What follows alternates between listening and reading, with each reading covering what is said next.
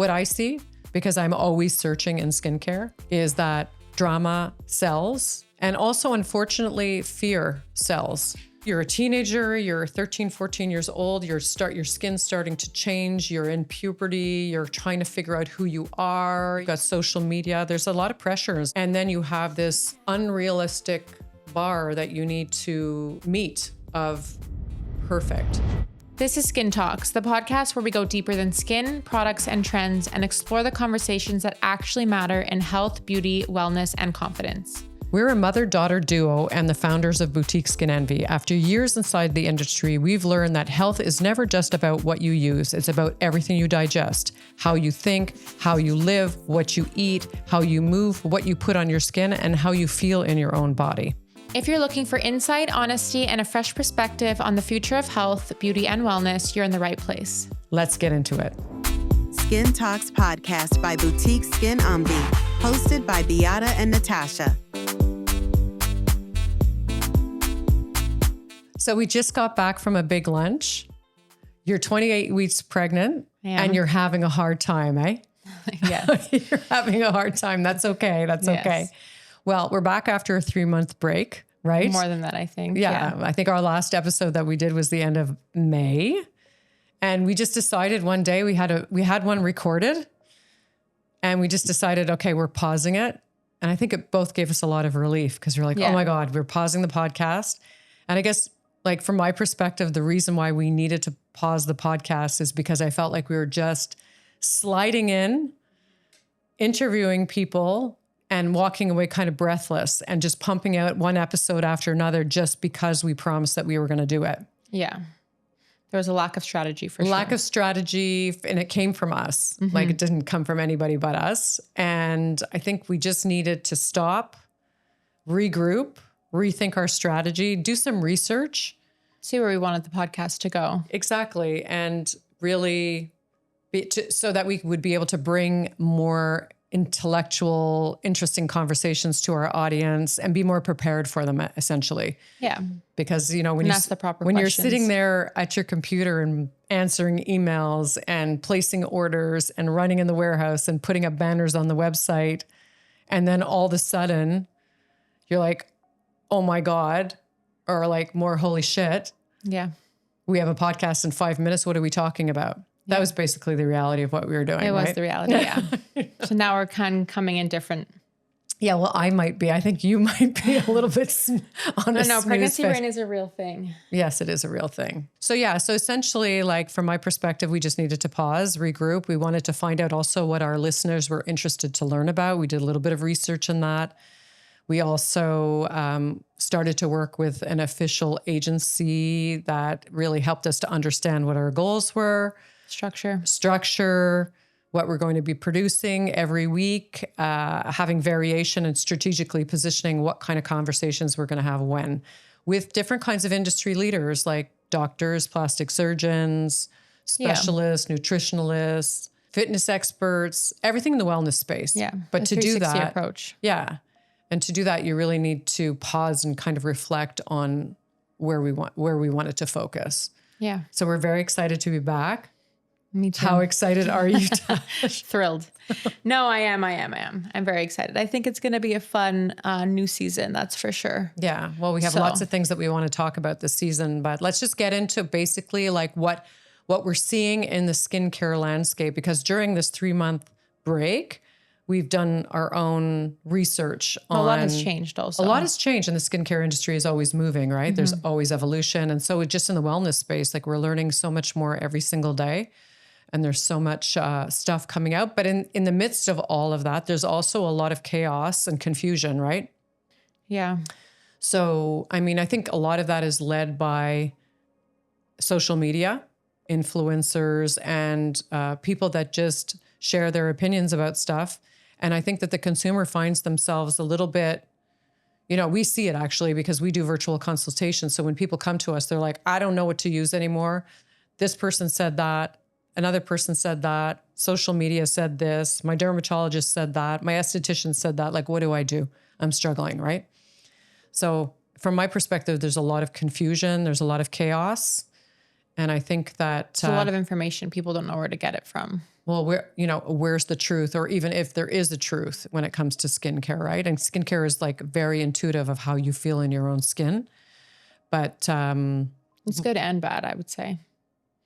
Well, Social media, like there's a lot of information so you can learn so much, but then there's also too much information so you don't know what's real. right. Or And like how to base your opinion.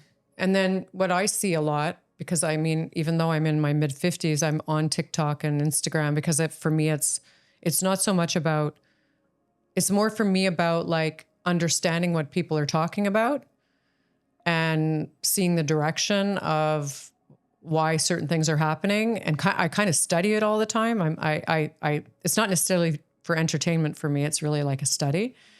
And what I see a lot of, and this is just my perspective, and maybe it's based on my algorithm too, is drama speaks to people somehow.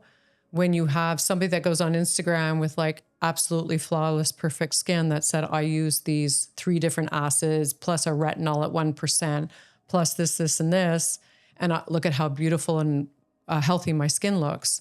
And then, but for me, when I look at that, I think, well, that's absolute garbage, because you can't do that to your skin without compromising your skin barrier and getting yourself in a lot of trouble. But it kind of is teaching people to believe that more is better when we have an approach of less is more, Yeah.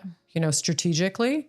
So like, what kind of things do you see, for example, on when you're thinking about your feed and, where people are going Well, with their my feed is not geared towards skincare at all right now. It's on babies, right? Yeah. It's on pregnancy. So I actually don't know what trends are out there. And I'm surprised even when we see that, like when BSC posts things of like this whole shedding and all of these, I actually only get really my videos through BSC, because other than that, it's just pregnancy.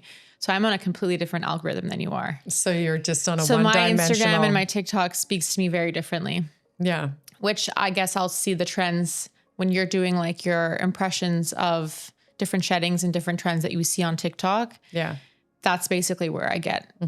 Like that's my news outlet when it comes to the trends. Yeah, it makes sense though, because that's what your My world whole, is about. yeah, is shifted. Yeah.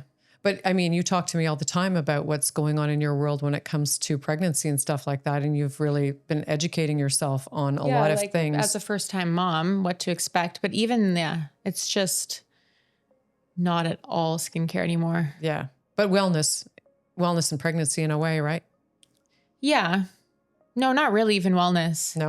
No, it's like, what do you put on your registry and like what you actually need? God, like it's completely okay. different. So interesting how the algorithms work. Well, anyways, what I see, because I'm always searching in skincare, is that drama sells, and also unfortunately fear sells. Like people will, I don't know, like my perspective is, and maybe I'm completely wrong, is that what they do indirectly to a lot of people who are maybe young, impressionable, or even in their 50s and 60s is create this narrative around perfection. And, you're beautiful when you're perfect. And we know it also because of our virtual consultations. Like we do virtual consultations sometimes. And I've had people anywhere from the age of 14 all the way. I think the oldest client that we had was like 87 or something like that. And the 87-year-old's like, I want to feel just like I'm radiant and glowing and vibrant. Whereas the young people are more like, look at how terrible I look. And sometimes it really breaks my heart, because the people that are breaking down in tears because they have breakouts or because they're, not living up to the standard of what this artificial perfection that we have out there. So, that really bothers me, because I don't think that beauty is defined by how you look from the outside. And I also see that as, people coming to see us, that there's, I want to give them, first of all, confidence and hope, because when you're dealing with your skin being your largest organ and you're having difficulties with your skin and you have breakouts or whatever's going on with you at whatever age of life that you're at, you can actually have a skincare routine that's going to help you to get results in that. And that's where the hope lies in me. And that's why, like, when you get into medical or professional grade skincare, where you can really see skin change, But what you get in social media is that chaos and confusion of, oh, you have to use this product to be perfect, or oh, you have to use that product to be perfect. When in fact, if you just like boil it down to the essence, you don't need all of that. You just need the right routine for you that is personalized according to your skin type, but also your concerns and what you're looking to improve. And whether that be if you're a teenager or an 87-year-old or even older. So this chaos and confusion creates this kind of fear in people that they're not perfect enough. And therefore, there's this miracle cure of, that's where the drama comes in, of layering on a million different actives. Well, I think it's also an aspect of just consumerism. Right. But that's the thing that I see. And I feel like when you go into that world, you're spending a lot of money, a lot of effort, a lot of tears. People are exasperated because their skin isn't getting any better. And they've tried this and they've tried that. And I mean, we see it in our consultations. We see people like, I'm like, show me what you use in your routine. And there'll be like 20 products, but the girl's got rosacea, or redness, I should say, because she's got acne and her skin is inflamed. But if you look at her routine, there's nothing in the routine that's for that. Yeah. And they just keep buying and buying and buying and buying on this hope for a miracle. And so the confusion and chaos, like, that's what we see, and drama sells. So people are always trying to, when you really boil it down to the essence, again, you basically can have a 4-step routine, or maybe a 5-step routine if you're really in trouble with your skin and you're having like more breakouts than normal, and really get exceptional results. But you have to go to people that are experts in the field and not your favorite influencer or, a sales rep working at a department store, and really get expertise, help from somebody who really understands skin and skin health. Because ultimately the goal is healthy skin. And when you have healthy skin, that kind of results in your own version of perfect skin, right? For yourself. And what that looks like is very different than what you see on social media, for example, right? Yeah, definitely. So, I mean, I guess like I said, I study it, I watch it, and I ask a lot of questions around it because I'm really trying to understand where people are sitting in this whole skincare world. And I mean, there's thousands and thousands of brands out there, and how is somebody supposed to know what's the right brand for them? So for me, science is what it is. It's about like going to brands where there's science, R&D, brands that you find in professional settings where they do actually skin treatments. In a department store, they're not doing treatments. They're actually not even looking at your skin or asking you really proper questions. They're mostly trying to cover up your problems. It's getting to the root of stuff and finding out what's causing all of this. And I think that if you ask 100 people on the street, how much do you love your skin? The majority of people are going to answer, well, I don't like this, this, and this. They're not going to tell you, hey, look at me. I look fabulous. I'm radiant and glowing, right? Let's talk about vitamin C because it's one of the most important ingredients in skincare and also one of the most poorly formulated. Most vitamin C oxidizes before it even hits your skin. That's why most people think it does nothing. Vivier's CE peptides is pharmaceutical grade, stabilized, and technically proven to brighten, firm, and protect the skin from environmental damage. It penetrates properly and works without irritation or weird smells. If you've ever tried other vitamin C's and felt underwhelmed, this is the one that changes your mind. Use code SKINTALKS15 at bskinenvie.ca. That's BSKINENVIE.ca for 15% off your first order. Why are consumers losing trust? But are they losing trust? Yeah, there are, Tash. People are exasperated with their skin. Yeah, but not that many. Well, I see it. But there's a huge amount of people that aren't. Right. But I don't agree. Look at the videos that you post on IG Reels. Yeah. You have 50% that completely disagree with you and 50% that agree with you. So that 50% that disagree with you is the people. No, but they disagree with me based on me saying that Rhode doesn't solve acne. Like they disagree on things because they like a problem. But I feel that those people that are disagreeing on Rhode are not people who had acne. They might have had a pimple or two. And yes, you can. But then there's a conversation in there that says Rhode is never talking about curing acne. So then No, how I are we know. even associating Rhode with acne? Well, But do you because see we what I just mean? get, yeah, but it's okay. It's the controversy around that, right? 100%. Yeah, but I'm just saying that, like, why are consumers like, I don't think consumers are losing that much trust. Well, I see it differently because I talk to people. Like I'm talking to people in person. But that's a small amount of people. No, I think there's a lot of people. I think a lot of people are silent. I think a lot of people are struggling and silent. And But I that's think why that- there's such a consumer trend, because everybody's trying to find something that's actually going to make their skin look like somebody that But it's they not see. like how it used to be. No, it's worse. For me, it's worse. For me, it's worse because there's so much noise out there and there's no, like, it's just buy, buy, buy, buy, buy. Fill up your shelfie as much as you can with as many products and promises.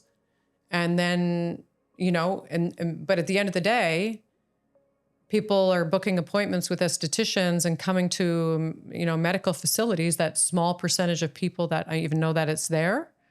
And they're like, you know, I've been using this product. My skin feels super dry. It keeps feeling drier. I've got perioral dermatitis. I've gone to my dermatologist. They gave me this prescription medication, but I'm only using that. And now my skin is cracking and falling off. And now my acne's broken out worse. And I don't know what to do. I don't know what to do. So like, because of the fact that there's so much option and so much noise, they just don't know. And let's face it, most people, they know how to go shopping and buy clothing. They know how to go to the hairstylist and get perfect color and a great cut. They know how to apply the perfect makeup because there's tutorials all over Instagram on how, or on YouTube even, on how to have a perfect makeup and really get the perfect eye that you want and where to put the eyeshadow and where to put the blush. But is there anybody really talking about how to clear acne or how to help people with premature aging of the skin? Or But I think there's there's not. some There's people that do that. paid advertising from people. There's always or going to be like- there's paid advertising from makeup companies too and clothing companies. Right. But it's easy for people to do their hair and their clothes because it's obvious. Your skin's an organ. People really don't understand how their skin works. And they just want to look and feel their best. But with all of the marketing, all of the noise in the industry, it's really hard for people to find what's going to work for them.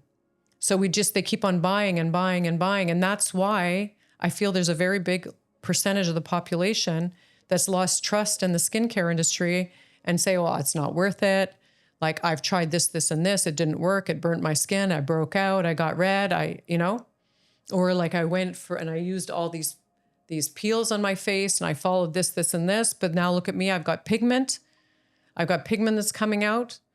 And I bought that and it caused this. Like there's a lack of knowledge in it because I don't think people in the general sense really understand even that the skin has like a 28 to 32 day skin cycle, that there's, facials. There's a perception around it that, first of all, professional and medical grade products are more expensive when in fact they're not. And that, facials cause people to break out. Like there's this perception around stuff because people don't understand essentially their skin. And then there's also the youthfulness about things, right? When you're in your 20s and 30s, your skin is pretty much at its best. And then as you start to get older, things start to happen. And then people rush in and are doing Botox and they're doing filler, or they're doing preventative Botox and they're doing preventative things, but they're not doing the basic essentials for their skin.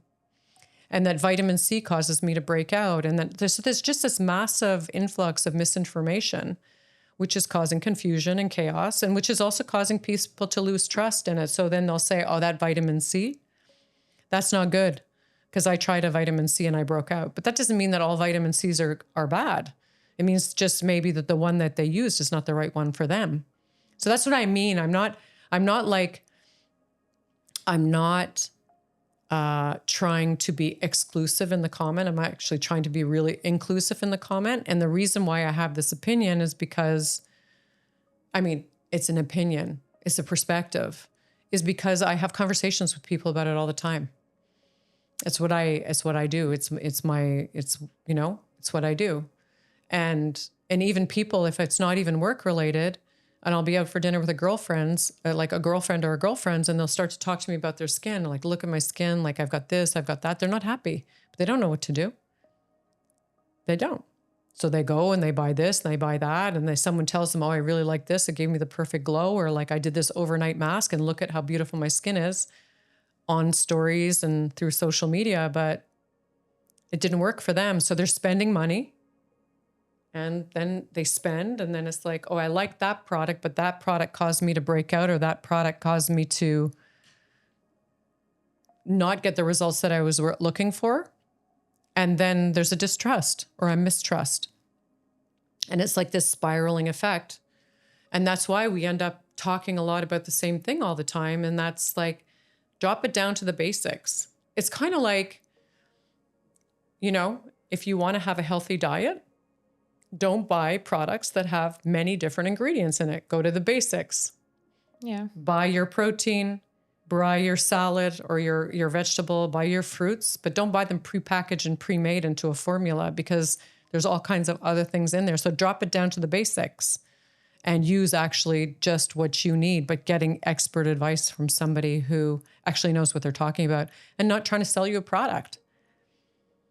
And not trying to get you to spend money, because over-consumerism is definitely a thing. Yeah, it definitely is. Especially in the beauty world. Especially. Yeah. And I think we need to like pull back on that a lot. So that's what I see. That's what I see. But I also see that people like, as I guess people are getting older, they are getting like the younger generation, they're trying all these things. I have seen people on social media be like, okay, now I'm going to an esthetician and they recommend an actual routine. So thank God. But that's also what's happening. So it's not just but it's broad. not. Well, I think I agree with you, but I would say that the esthetician world is 1% to 2% of the population.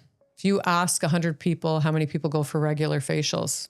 Anywhere, like you take in a global perspective, how many people go once a year for a facial? No, obviously not. So that's why this world that we live in is so misunderstood and not at its capacity that it could be, because people just don't know.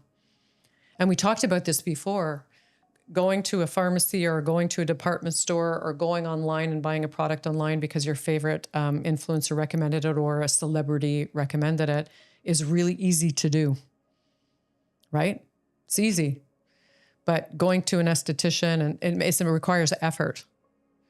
So, and there's a lot of people that think that doing that means it's going to make them spend more money. But in fact, it's the opposite. You'll be saving money long-term by getting the products that are the right ones for you than constantly trying to find something that's going to work for you to help you solve your problems from somebody who is not an expert and just recommending you something because what they love or what their quota is determined that they need to sell for that week or that month. And that's just the reality of life. It's not a criticism. It's just reality. Yeah. So, I mean, all that to say that the reason why we do this podcast and why we took a break off this podcast is really to evaluate and to come back with a more refined and strategic version of how we want to pass our message to our audience in this chaotic, confused world that we live in when it comes to wellness and health. And I mean, you look at wellness and health today on a global perspective, everybody has the next biggest miracle. Now we are supposed to be, as women, like for years it was no creatine. Now you're supposed to have creatine in your diet as a woman, where it was originally just men are the ones that have creatine. But now you hear about that. So where's the truth lie? You have to really do your homework and dig and research about stuff and find out what is even the truth, you know? That's where I just say it's confusing. And I could understand for somebody who's a teenager, who's, you're a teenager, you're 13, 14 years old, your skin's starting to change, you're in puberty, you're trying to figure out who you are, you're, going to school, you've got your peers, you've got social media. There's a lot of pressures. And I mean, I don't know if you remember it, but I certainly remember it. And then you have this unrealistic bar that you need to meet of perfect. So that's why I think this whole like generation is really going out and just spending tons of money. I mean, I speak to some, especially fathers. I've spoken to some fathers, and one of the fathers that I spoke to not too long ago was telling me, my daughter, she's 10. She spends probably $200 a month on skincare and makeup and this and that. And I'm like, but she's 10. But that's just the new generation. I know, but it's because the bar is there of this, so there's a lot of social pressure. So being a teenager in that world is not easy. It's already not easy growing up, let's face it, in any stage of our life. But then you add that social pressure into it and it becomes a lot. And then think about the parents. I mean, now you're expecting a child. Fast forward in 10, 12 years when that child, male or female, we don't know yet, it's going to be a surprise, very exciting, is going through that time of their life as a parent. Well, there just won't be any access to social media. There won't be any access to social media, but like I remember you in social media. Yeah, when Facebook first came out. And how many times did I shut you down? A lot. Yeah, because I was like, Tash, you got to think about, so kids don't think about stuff like that. They just want to fit in. And so being a parent is really hard. And to watch your child going through that. And I just think like, if we can just pause all of that and bring it to the basics and stop trying to chase the trends trends are fun. I like trends too, but like stop trying to chase. But it's inevitable. It's inevitable. Like it's any trend that you see, whether it's going to be in skincare or it's going to be in fashion, a trend is always going to come. It's like literally inevitable. You can't break a trend. No, you can't stop a trend from coming. It's going to come. But like, I think that's also like when you're young and when it's trial and error, you learn from your mistakes. So you're more likely to educate yourself based off of the wrong products that you bought. Right. So like, initially you're spending all this shit money and then eventually you're going to learn from your mistakes. Right. Well, I mean, I don't have that experience because I always use medical grade skincare. I never even tried a retail brand in my life. No, I know. So like, it's hard for me to have that opinion. Yeah. But I think that when it comes to your looks, when it comes to walking into a room, when you're in your teenage years, your 20s, 30s, 40s, 50s, 60s, what people see is your skin. They see your hair, they see your clothes, but they see your skin. So skin defines a lot about how people feel, right? So if you learn from your mistakes along the way, which I agree, we do that in our life. We do that throughout our life, and hopefully we continue until, in the 80s and 90s, you're constantly learning. But when you're learning, and it's got to do with how you feel, the way you look, it's complicated, right? It can be complicated. So all to say, like, there's a lot going on in the industry to debunk. And that's why we want to have these elevated conversations with people who are very, very professional. Like, and like the other thing that's really important to understand is that we have these conversations with all these different experts in the field. But just because this expert that we're interviewing has this perspective on something doesn't mean that it's the ultimate truth. It's a perspective that we're presenting to an audience that we want people to listen to help them make good choices for themselves down the road, right? So we've got this platform where we're going to have a lot of different conversations with a lot of different experts. And that's why, like, I'm very excited to come back with this new strategy and an elevated tone where we can really zone in on creative content that's informed, intelligent, interesting, inclusive, all of these things that are very important for us as a mother-daughter team. And just being able to help people feel better in their skin. Let's talk about sunscreen, because the best SPF is the one you'll actually wear every day. Most sunscreen is greasy, chalky, or peels underneath makeup, and that's why people skip it.